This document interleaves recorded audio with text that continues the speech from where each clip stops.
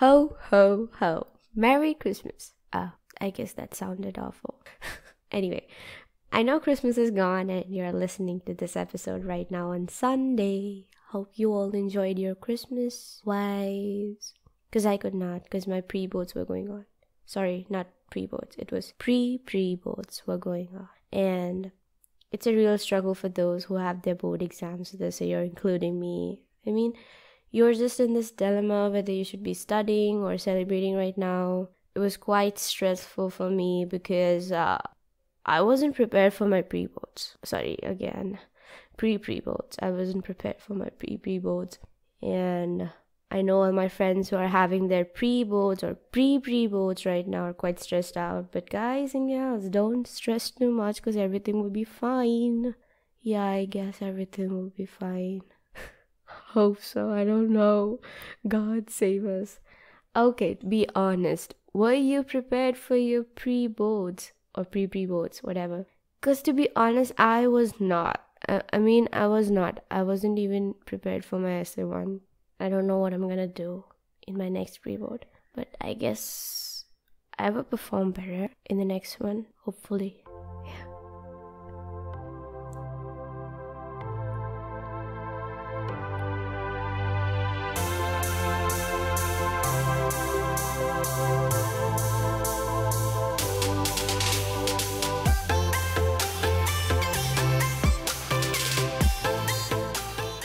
Hey guys, welcome to It's a Journey podcast. My name is Parvati and this is my podcast which comes out every Sunday, in which the discussion would be all about teenagers and what kind of problems they go through.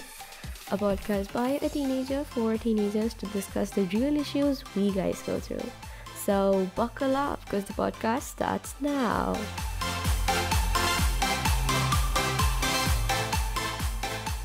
Welcome to It's a Journey podcast. My name is Parvati Sargo, your host, and today in this episode, we are going to discuss about anxiety and depression. Well, we can say that it is one of the most prominent problem teens face nowadays, and the reasons are so many. We are going to discuss it later on. What are the causes and how to deal with these problems. When I think about anxiety and depression, a lot of things pops up in my mind, like the main reasons for anxiety and depression in teens. Why is it one of the prominent problem in teens? How can teens overcome this problem?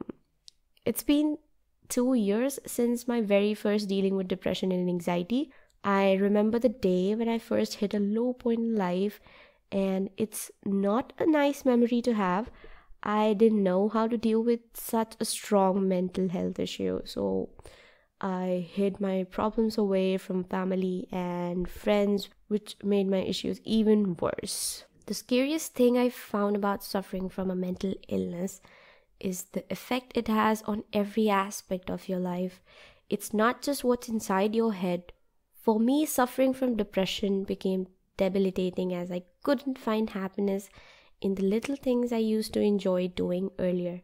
More often than not, depression would cause me to sit in my room and cry, usually for no reason at all. Like, it used to happen earlier. I'm kind of fine right now. Yeah, I'm pretty much good now. To describe what living with depression and anxiety is like to anyone who doesn't understand or hasn't experienced it before is to imagine a weight pulling your body down so heavy that every day you have to summon up the strength to push against it and to lighten the impact. I mean, almost every teen experiences anxiety and depression in their teenhood. The reason could be anything like peer pressure, academic problems, and social media. There are so many reasons that I couldn't even, mention it over here because all those problems are sensitive. To be honest, I cannot give a proper solution for those problems.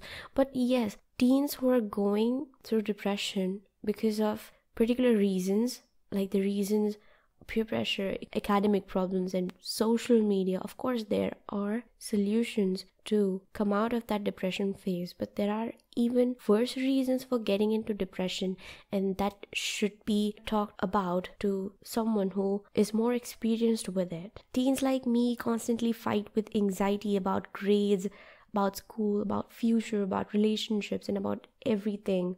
I was suffering from anxiety and depression too around 2 years back because of my grades in school. It's really hard to cope up with the stress you get because of the peer pressure around you, the pressure you receive from society, your parents, and your relatives. At a point, you start to feel like, why do you even exist? This thought comes up in your mind when you're suffering from depression or anxiety. You just start to feel like you just don't want to exist anymore, and you don't want to do anything. You don't want to engage yourself in something productive and something good. Not just grades in school causes this problem, but according to me, one of the main reason is social media too, because people are so addicted to social media. No matter what happens, we people share almost everything on it, right from what you're having in the breakfast to which restaurant you're heading to for dinner. I mean, that's how much crazy we all are behind social media.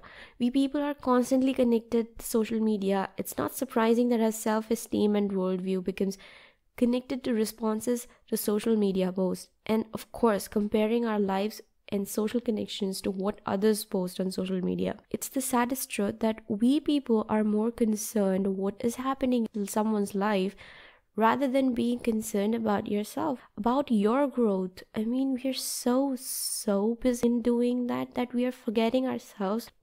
And that's exactly what shouldn't happen. You should focus on yourself rather than focusing on what others are doing. Despite what you may have been told, depression is not simply caused by a chemical imbalance in the brain that can be cured with medication.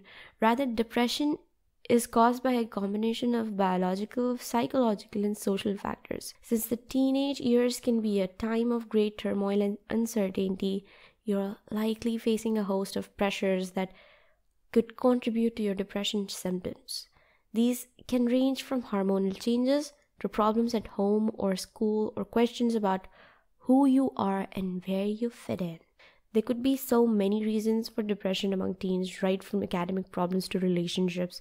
And it's quite obvious that it's not easy to handle the situation on your own.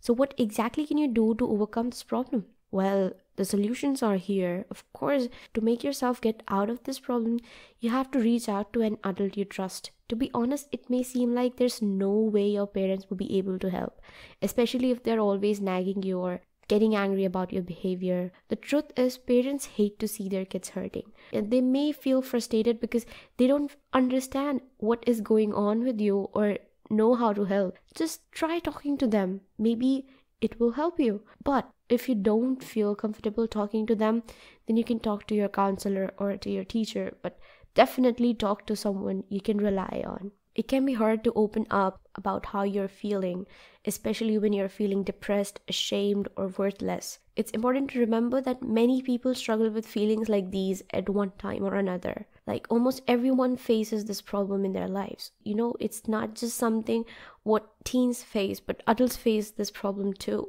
They don't mean you're weak, fundamentally flawed, or no good. Accepting your feelings and opening up about them with someone you trust will help you feel less alone. Even though it may not feel like it at the moment, people do love and care about you. Just know that. If you can muster the courage to talk about your depression, it can and it will be resolved. Some people think that talking about sad feelings will make them worse, but the opposite is almost always true. It is very helpful to share your worries with someone who will listen and care about what you say. They don't need to be able to fix you, they just need to be good listeners. Try not to isolate yourself. It makes depression phase even worse. I know how it feels because I was at a stage where I was isolating myself, avoiding any kind of gatherings, any kind of events, because I just don't want any kind of interaction with people, any kind of interaction with my friends. I was just trying to stay alone, to stay in my room and just do things which makes me happy. Isolating yourself is not the solution for curing depression. Try to surround yourself with positive people around you. Go for walks, play some sport so that you engage yourself in something good and productive. Adopting healthy habits like exercising daily, eating healthy food can do wonders for your mood. All these things gonna make you feel really, really good.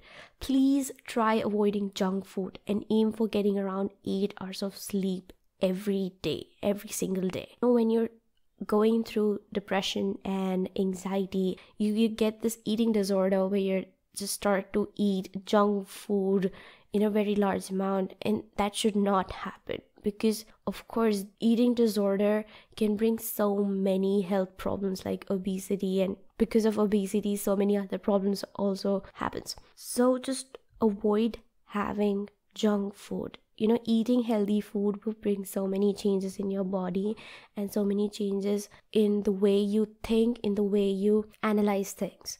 And of course, it's one of the main thing is getting around 8 hours of sleep every day.